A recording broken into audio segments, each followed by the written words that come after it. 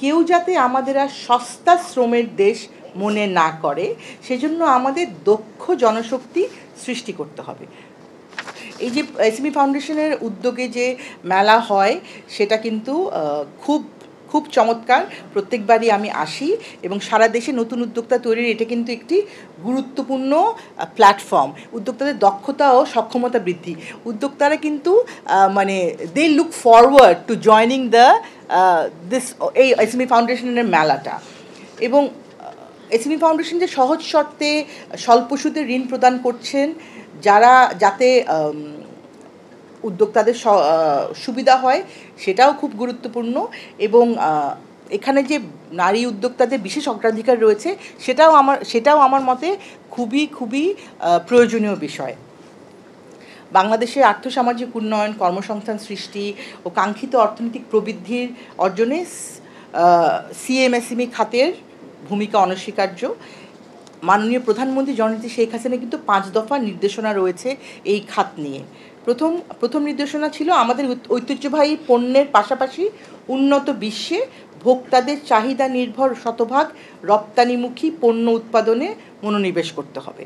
দ্বিতীয়ত, দেশজ কাঁচামাল ব্যবহার করে ভারী শিল্পের পরিপূরক পণ্য এসএমই শিল্পের মাধ্যমে প্রস্তুত করার চেষ্টা করতে হবে। তৃতীয়ত, এসএমই শিল্পের মাধ্যমে সুনীল অর্থনীতির বিকাশ ঘটাতে হবে। চতুর্থত, কেউ যাতে আমাদের আর সস্তা শ্রমের দেশ মনে না করে, সেজন্য আমাদের দক্ষ জনশক্তি সৃষ্টি করতে হবে।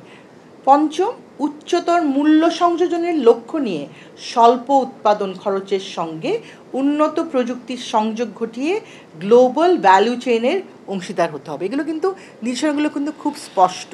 এবং ওনার নির্দেশনা মানে যেমন আমাদের গত নির্বাচনের যে ইশতেহার ছিল, সেই ইশতেহারের যেসব বিষয়গুলো আমরা প্রতিশ্রুতি দিয়েছি, সেই অনুযায়ী কিন্তু পরবর্তী প্রস্তাবিত বাজেটটি হবে।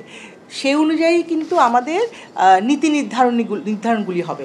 সুতরাং ব্যাংক ঋণ ছাড়াও বিশ্বের বিভিন্ন দেশে যেসব বিকল্প অর্থায়নের ব্যবস্থা রয়েছে, সেগুলো আমাদের দেশেও কিন্তু আছে। সেগুলোর মানে আমার মনে হয় সর্বোত্তম ব্যবহার আমাদের সম্মানিত উদ্যোক্তারা এখনও করছেন না, সেগুলো করতে হবে। আর কর্মসংস্থানের জন্য যেহেতু এই খাতটি খুব গুরুত্বপূর্ণ, এই খাতের উন্নয়নে জননেত্রী শেখ হাসিনা সরকার একেবারে বদ্ধপরিকর। আমি এটুকু বলতে পারি, রাজনৈতিক সদিচ্ছা আগেও ছিল, এখনও আছে। আর আমাদের অর্থনীতিকে দৃঢ় করার জন্য যে মাননীয় প্রধানমন্ত্রী যে জাতীয় কৌশলগত পরিকল্পনা নিয়েছেন, যা রূপকল্প 2041, এটাকে অর্জনকে দ্রুত করার জন্য স্মার্ট বাংলাদেশের যে রূপকল্প, সেটার 4টি ভিত্তির মধ্যে একটা স্মার্ট ইকোনমি আছেই। সুতরাং এই খাতকে অগ্রণী ভূমিকা পালন করতে হবে এবং সেটা পালন করার জন্য যা যা প্রয়োজন, সেই বিষয়ে আমাদের সরকার পদক্ষেপগুলো নিতে অবশ্যই আগ্রহী এবং নিয়েছে, কিন্তু অনেক পদক্ষেপ আরও নেওয়া হবে।